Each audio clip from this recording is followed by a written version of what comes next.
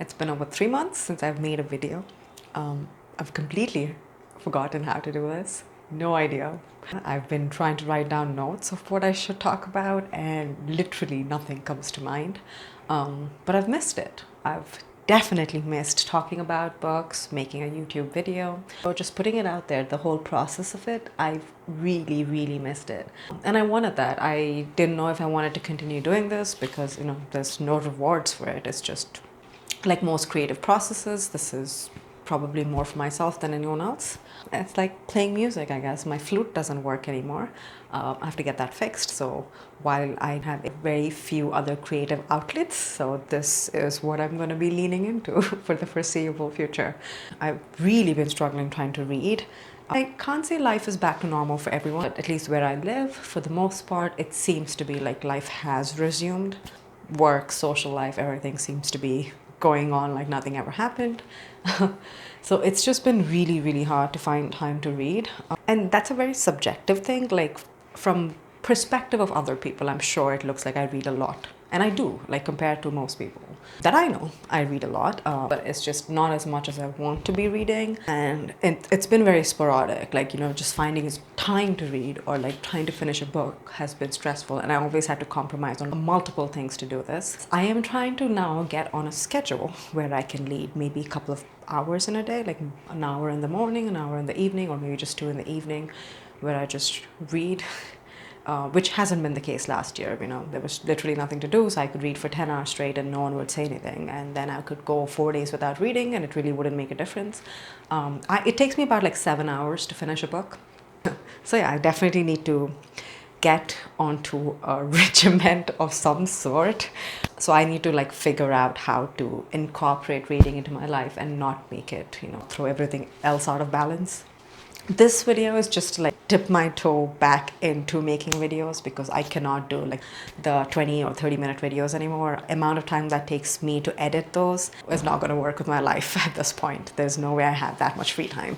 This was just to say hi. I am still here, and if you guys are still willing to listen to me talk about books, then I'm willing to do it for however long this is pleasurable for all of us.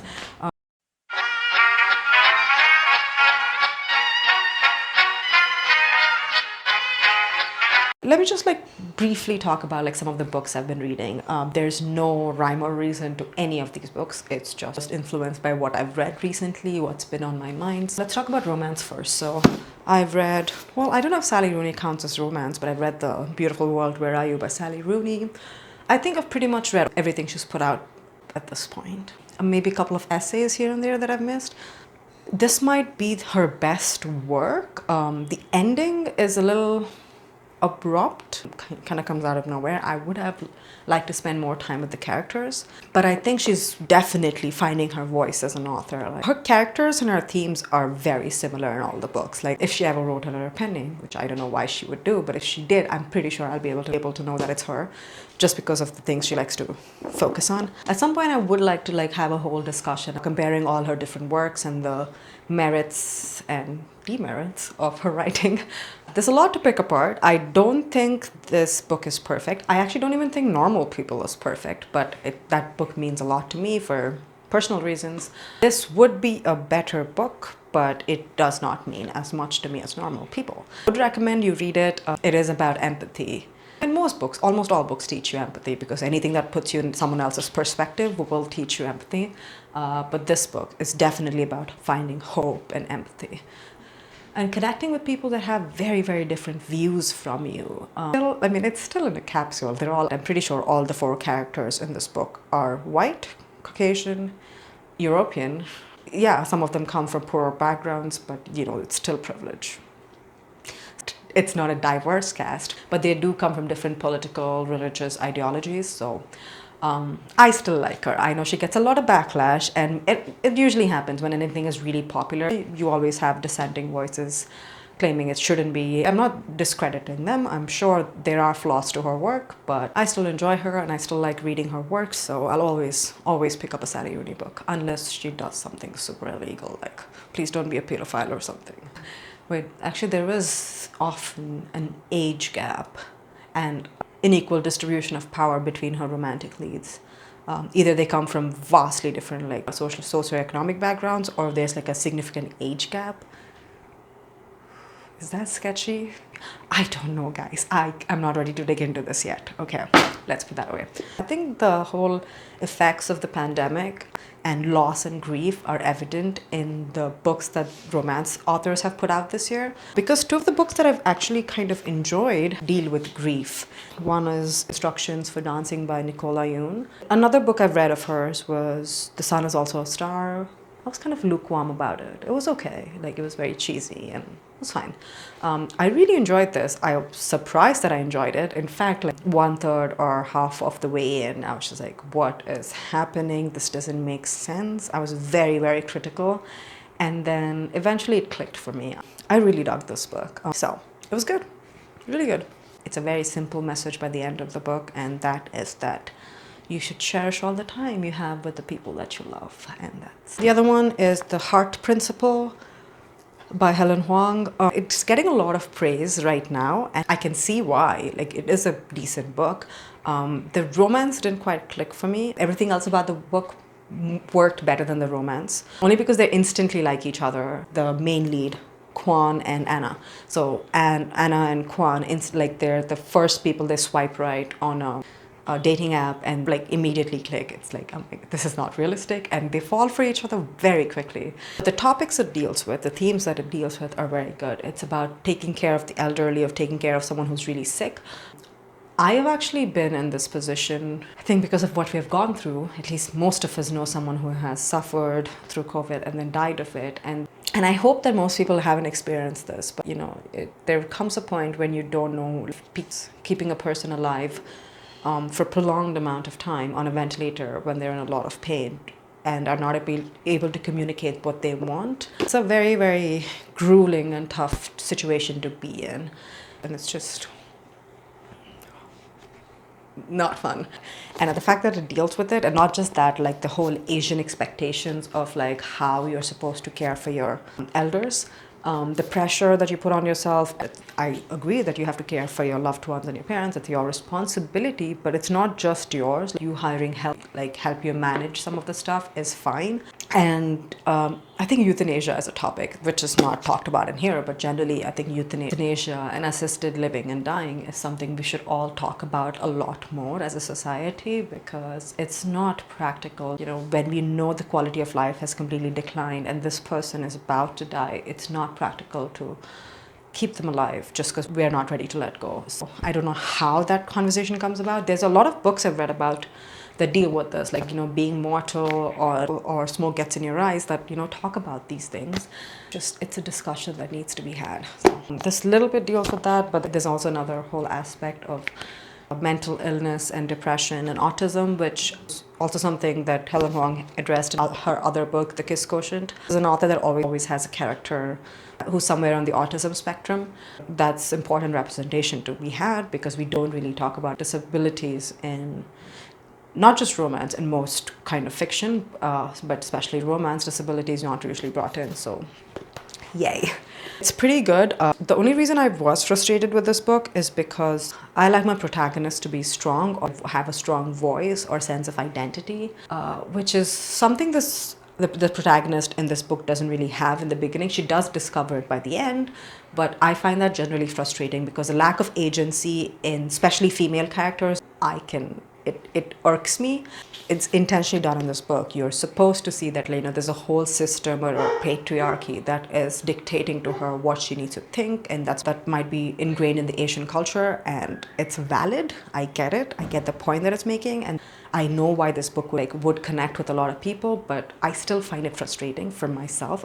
I can't spend 3/4 of a book with a character that, you know, lacks that agency. It's just, I struggle with that. It's just a personal problem. So that's why I wouldn't discredit the book. It's still a good book. It's just doesn't quite work for me. Sozy.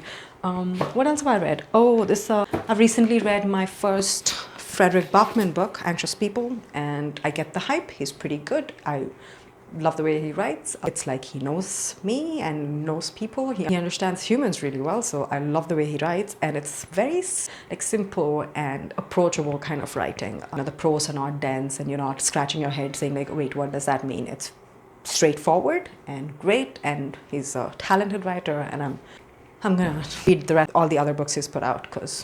And I've read my first Colleen Hoover book, Verity. Maybe this is the wrong Colleen Hoover book to start with, because I hear that this is a departure from her usual writing, where she writes more romance, and this is a mystery thriller romance. I wouldn't know how this is different from her other books because I haven't read her other books, but this is one of the most highly rated books that she's ever put out, and I didn't like it. It did not work for me at all. Yeah. Even though it didn't work for me, I actually did manage to finish it in like one night. I stayed up till like 4 a.m. reading it. I was super frustrated with like all the very in-your-face tricks the author was pulling. Okay, at one point, Lowen, the main character of this book, finds a manuscript. She finds a manuscript, which is basically the book of exposition. Like if you read the whole manuscript, then you know the entire story. But she doesn't read it. She reads a couple of chapters, then puts it away, and then if to deal with what's happening in present day, then she goes back and reads a couple of chapters, and there's no reason for her to stop reading it. Literally no reason. So it's just really frustrating when stuff like that is pulled. It's like jump scares, like really cheap plot tricks to keep the tension high, and I did not appreciate that. There's a lot of tricks in here like that where it's just like done for the sake of getting a reaction out of you, and it's very shallow. So I don't know. I think I'll give her one more shot just because this is not the genre she usually writes in. So maybe I'll read her next best rated book and see. Maybe I misjudged her, but so far not impressed. So now that we've talked about that, let me talk about like a couple of good horror books that I like. One was House of Hollow, Krystal Sutherland. This book came out this year. It's a really pretty cover. Actually, the hardcover is even prettier. I wish I bought that. It's about 3 sisters that go missing when they were preteens. They go missing, and they magically reappear a month later, completely naked. Their physiology has changed. They have like different teeth and different eye color and different hair now, and no one can quite figure out what happened, but they just seem slightly changed. And in the present day, the youngest one, who was 7 when she was kidnapped, is now 17. Weird stuff starts happening around her. Her oldest sister goes missing, and then she goes on a quest with her middle sister to try and figure out where her older sister is and what happened when they were kids. It's just a really eerie, interesting book. There's like a lot of supernatural stuff woven in, and body horror too, but like pretty body horror. Yeah, I liked it. You know what this book reminded me of? The movie Annihilation, where they have the whole genetic mutation, like really rapid genetic mutation happening, where flowers are growing out of your body parts and etc. and all of that. So it's that imagery was like in the back of my mind while I was reading this book. It was really cool. I really enjoyed it. I was surprised that it was actually this good, because I don't know, usually the pretty covers are very deceiving. Another one this is a collection of short stories called The Dangers of Smoking in Bed by Mariana Enriquez. So this is originally a Spanish book that's been translated to English. Of course, takes place in South America. It sounds like the kind of scary stories that our grandparents or extended family tell us when we go visit them. It's like, oh, that person was haunted, this is what happened, like this mystery. It does sound like a lot like that. It's a collection of short stories, and there's like a supernatural, otherworldly elements to it. It's fun. I dug this book too. Though I've always found there's a lot of similarities between like Mexican culture and Indian culture. I don't know where that comes from. All these stories felt really familiar, and it's very well written, so I enjoyed this. I've read a ton of other books, but that's kind of what I wanted to touch base on.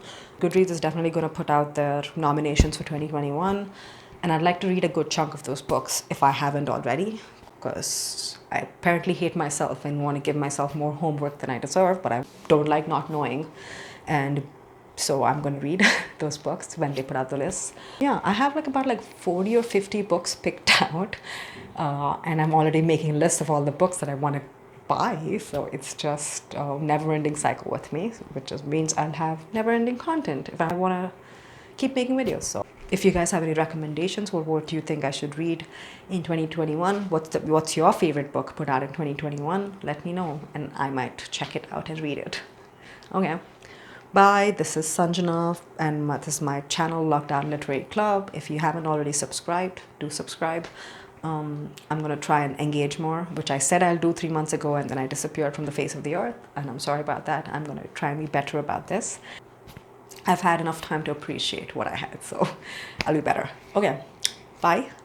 Have a nice day.